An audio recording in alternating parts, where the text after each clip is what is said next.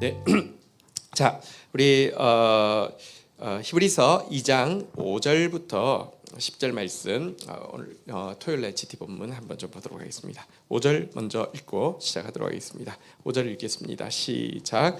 하나님이 우리가 말한 바 장차 올 세상을 천사들에게 복종하게 하심이 아니니라.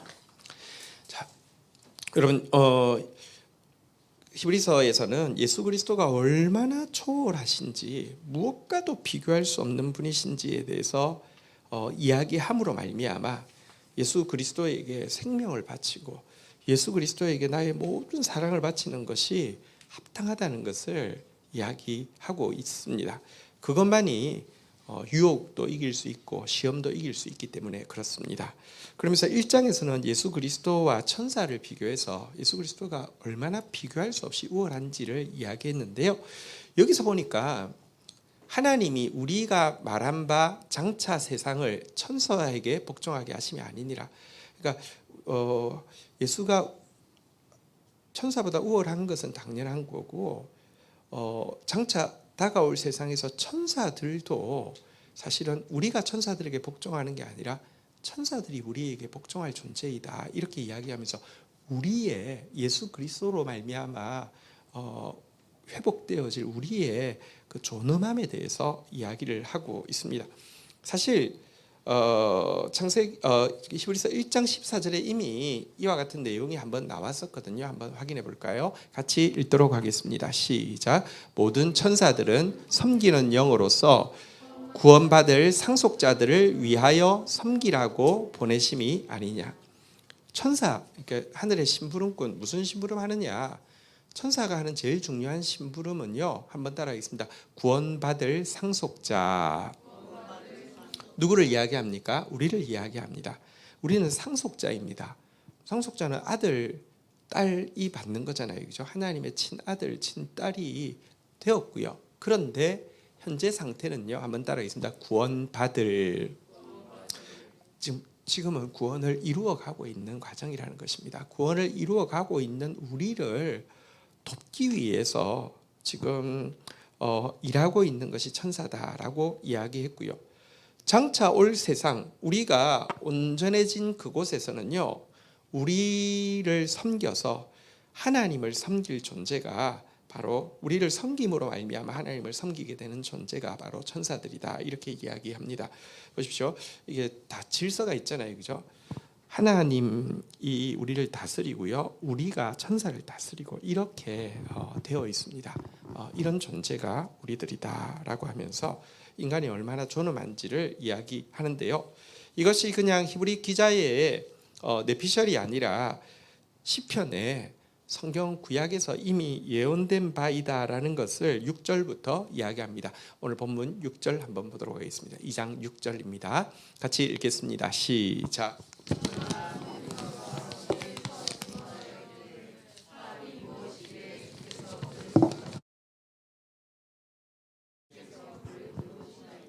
네, 이 시편 2편에 나오는 고백이 8편에 나오는 고백이죠.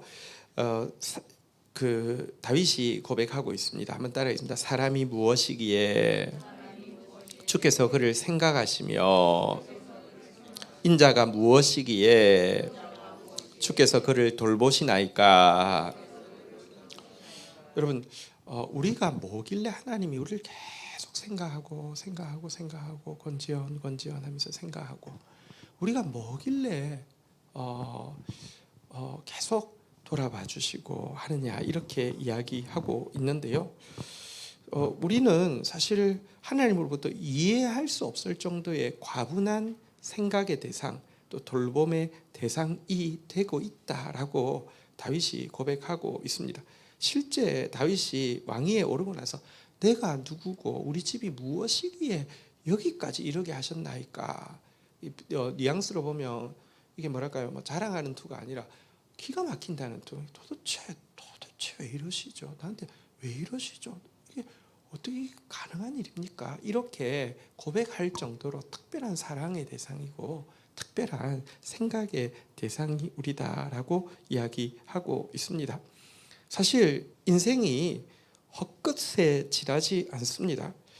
이번 참사를 통해서도 정말 생태 같은 자녀들 있었는데 없어진 이 일 앞에서 그 고통이 어떨까요?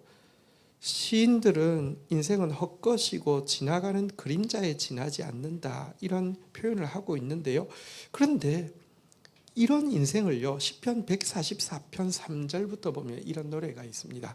똑같은 내용인데요. 시편 144편 3절에 보면요, 여호와여, 사람이 무엇이기에 주께서 그를 알아주시며 인생이 무엇이기에 주께서 그를 생각하시나이까. 저까짓 게 뭔데, 우리가 뭔데 하나님 우리를 안다니까요. 우리를 생각하신다니까요. 우리가 어떤 존재라고요? 4절 같이 한번 읽도록 하겠습니다. 시작. 사람은 헛것 같고 그의 날은 지나가는 그림자 같은. 이게 정확합니다. 인생 별것 아닙니다. 헛것이고 지나가는 그림자 같은데, 그런데 영원하신 하나님이요, 우리를 알아주시고요. 지연아, 사실 누가 내 이름 불러주는 거 얼마나 좋습니까? 근데 하나님이 아신다니까요. 그리고 생각하신다니까요. 계속. 사실 사랑이라는 게 생각한다는 거하고 같은 거잖아요. 그죠? 계속 생각하는 게 사랑하는 거잖아요. 누군가를 계속 생각하는 게 사랑하는 거잖아요. 우리가 그런 존재다라고 이야기하면서, 그렇기 때문에 시편 144편 마지막 절인 15절에 보면 이렇게 시인은 마무리하고 있는데요. 같이 한번 읽도록 하겠습니다. 시작.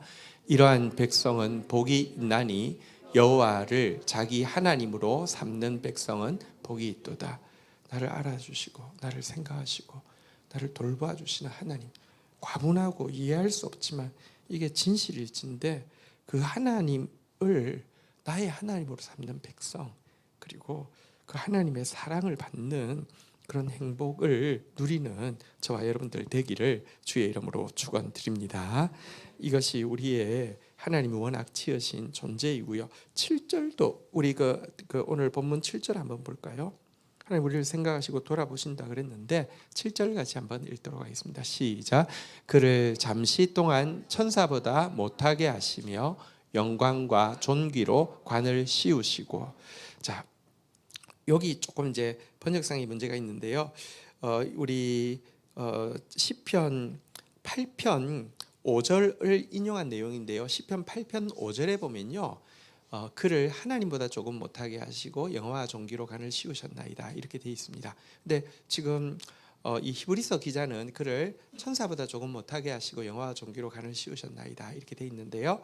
좀 설명을 드리겠습니다. 원래 원전이 더 권위가 있겠죠. 그러니까 구약에서 인용했으니까 원전에 보면 하나님보다 조금 못하게 하시고라고 되어 있습니다. 우리는 하나님보다 조금 못한 존재이지 천사보다 조금 못한 존재가 아닙니다.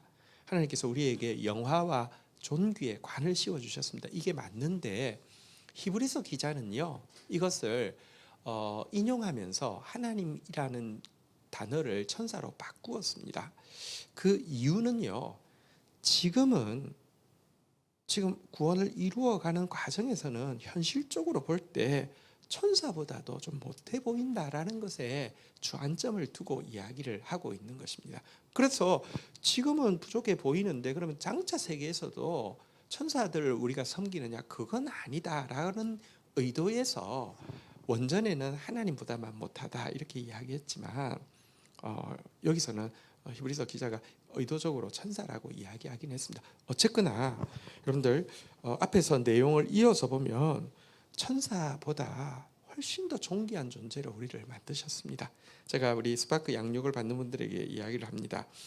누가 너무 속상하게 하면 그 사람한테 좀 이렇게 스트레스를 풀 방법이 좋은 방법인데, 집사님 아무래도 요즘 천사 같아요 이렇게 이야기를 하라고 이야기합니다. 왜냐하면 그 사람은 기분 좋겠죠.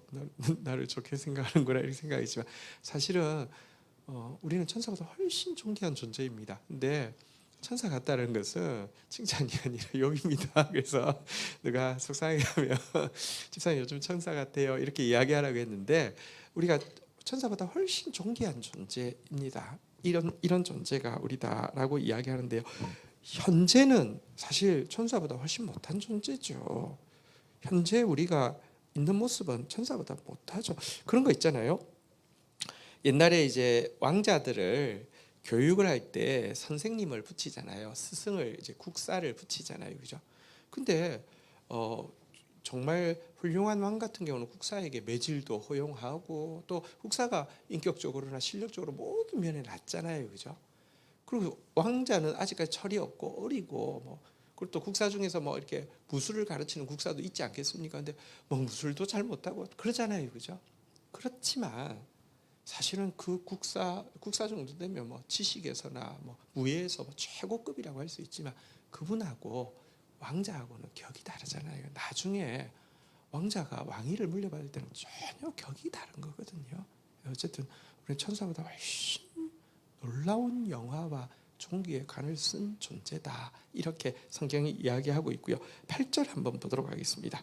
같이 한번 읽도록 하겠습니다. 시작. 만물을 그 발 아래 복종하게 하셨느니라 하였으니 만물로 그에게 복종하게 하셨은즉 복종하지 않는 것이 하나도 없어야 하겠으나 지금 우리가 만물이 아직 그에게 복종하고 있는 것을 보지 못하고.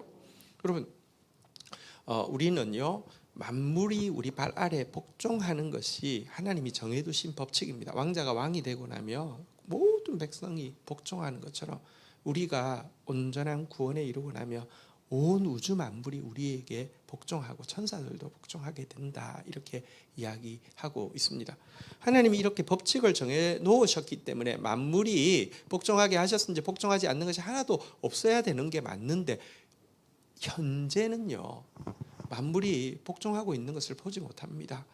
만물이 우리에게 복종하고 있는 것이 아니라 사실은요 우리가 만물 아래 그냥 종노릇하고 있는 그런 모습을 보고 있습니다.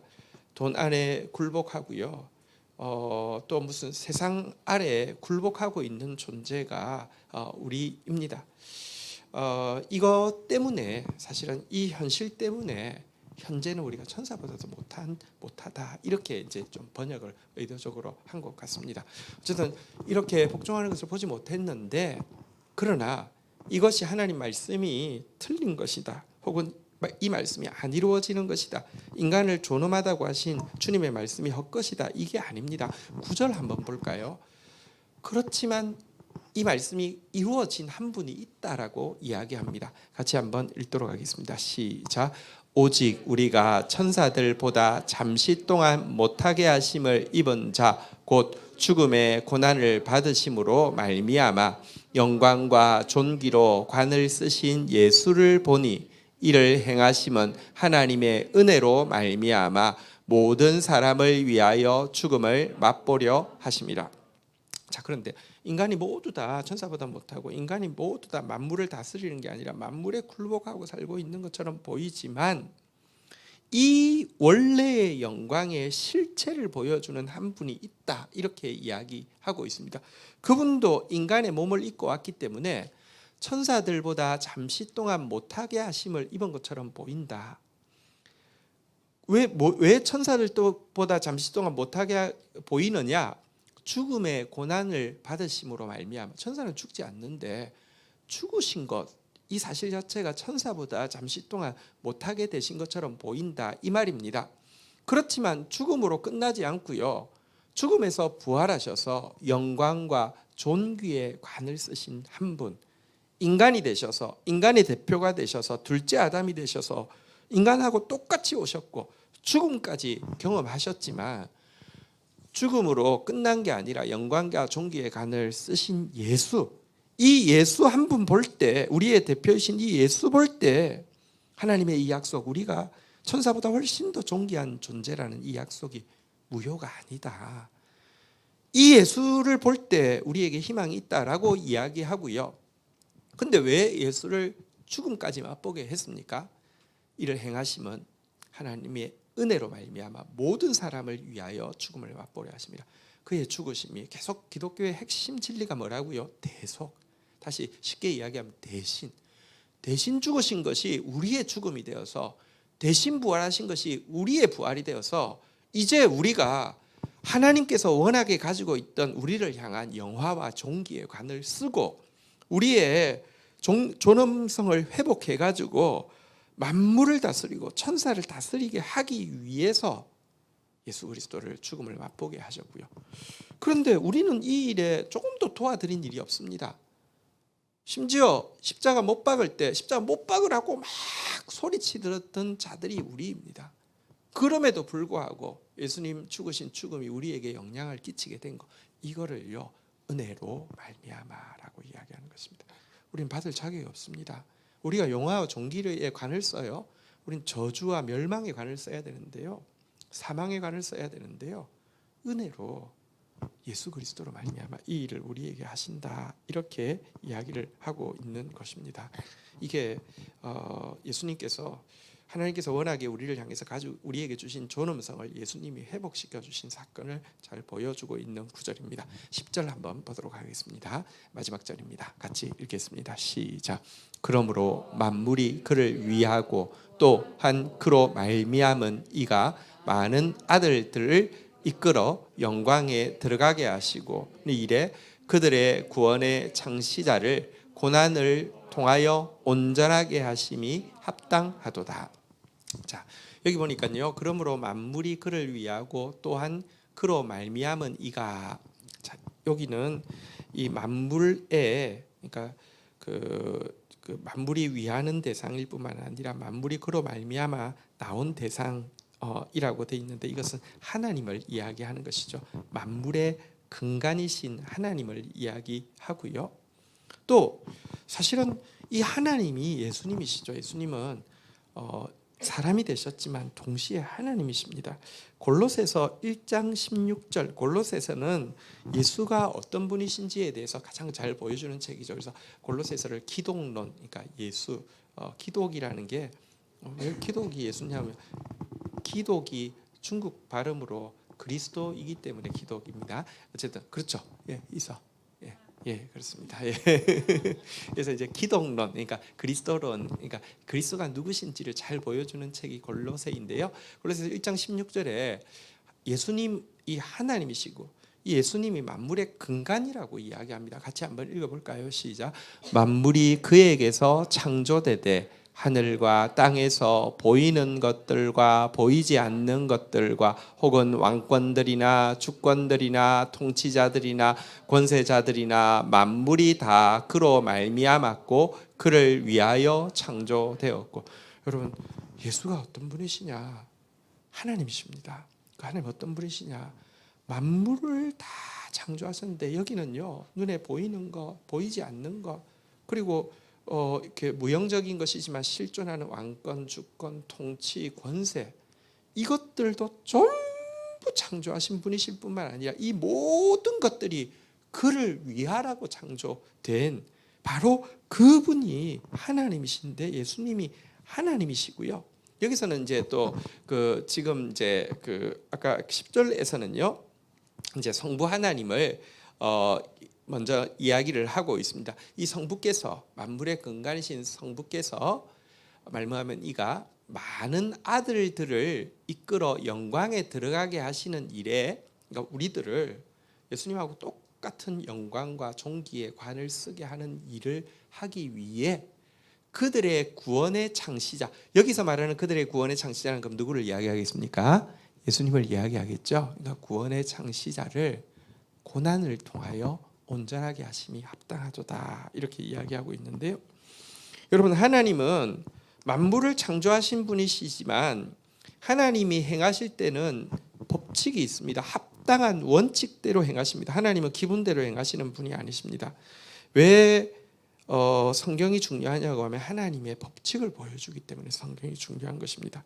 하나님이 행하시는 모든 일에는 법칙이 있는데요. 한번 따라하겠습니다. 공의, 사랑, 공의와 사랑이 함께 해야지만 하나님은 일하시는데요. 여러분, 하나님이 우리 같은 죄인을 구원하시는 거, 이건 사랑입니다. 그러나 하나님의 공의에는 위배됩니다.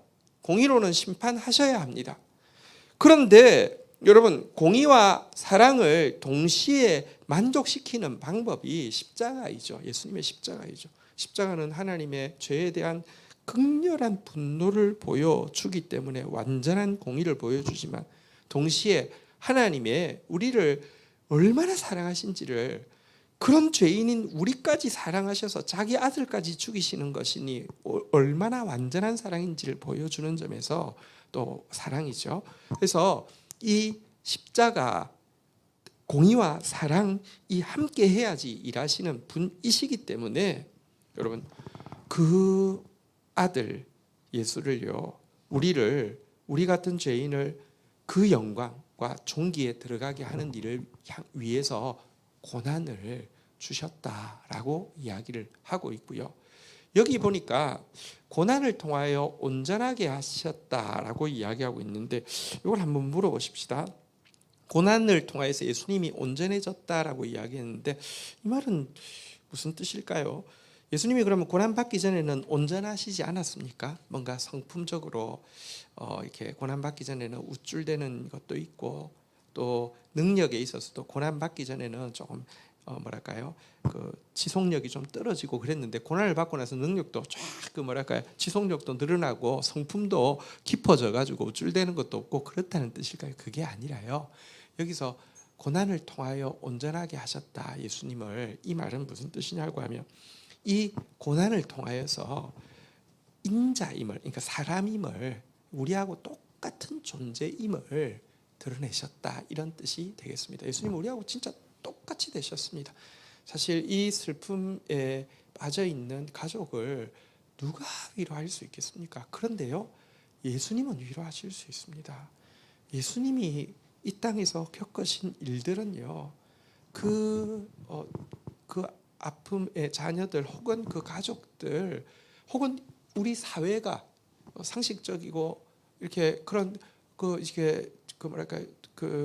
공감하는 사회가 느끼고 있는 아픔을요, 예수님이 사신 시대가 그런 시대였어요. 식민 시대, 가장 폭압적인 식민 시대였고요. 예수님이 살아낸 삶이 정말 그러한 삶이었습니다. 가장 약한 자, 가장 억압받는 사람, 가장 억울한 게 많은 사람, 고난으로 말미암아 고난을 통하여 온전케 하셨다. 인자로서, 그러니까 우리하고 똑같은 사람이 되게 하셨다, 이런 의미입니다. 예수님은 지금도 우리하고 똑같이 되셨기 때문에 우리가 얼마나 비천한지도 제일 잘 아십니다. 여러분, 사실 우리가 잘하고 있을 때도 사실은 그게 이상한 게 아니라 당연한 것입니다. 왜냐고 하면 우리는 워낙에 영화와 존귀를 관쓸 존재이기 때문에. 그렇지만 못하고 있을 때도요, 그래서 잘하고 있을 때 우쭐댈 필요도 없습니다. 아직까지 워낙 우리가 발휘해야 할 온전한 모습 100만 분의 1도 잘 발휘 못한 것입니다. 우쭐대지 마십시오. 그건 너무 값싸 보입니다. 그런데 못해도요, 여러분, 주님은 동시에 우리가 얼마나 비천한 존재인지도 아십니다. 사탄 같은 존재, 베드로를 향해서 사탄아 내 뒤로 물러가라는데 사탄 같은 모습이 있는 것도 아십니다. 왜? 똑같이 되셨기 때문에. 그래서 우리의 비천함도 아시지만 우리의 회복되어질 온전함도 너무너무 잘 알고 계신 분이시기 때문에 그분을 신뢰할 때 비천한 자리에서도 우리를 위로하고 용서하시지만, 그런 그냥 용서로 끝나는 게 아니라 우리를 계속 이끌어 가셔서 이르러야 될 자리, 나중에는 천사가 복종하고 만물이 복종하고 주와 함께 만물을 다스릴 상속자로 자라게 하실 것이기 때문에 여러분, 예수 그리스도는 너무나 소중한 것입니다.